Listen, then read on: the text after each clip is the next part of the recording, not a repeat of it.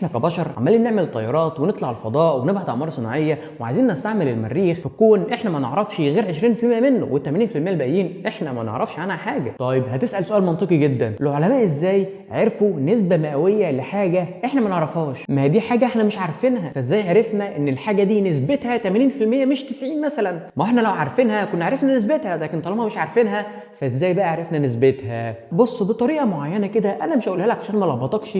العلماء اكتشفوا ان الكتله الحقيقيه للمجره اكبر بكتير من حساباتهم الفيزيائيه، يعني بالورقه والقلم وباللي نعرفه المجره بتطلع كتلتها حاجه معينه، لكن بطريقه معينه تانية اكتشفوا ان المفروض الكتله الحقيقيه تطلع رقم اكبر بكتير من ده، بس الفرق ده فين؟ هم مش لاقيينه، فاستنتجوا بقى ان الفرق ده بسبب وجود ماده احنا مش عارفين هي ايه ومش قادرين نشوفها بسبب تركيبها الكيميائي. مثلا في ماده احنا مش شايفينها ولكن كتلتها كبيره جدا وهي اللي عامله الفرق ده.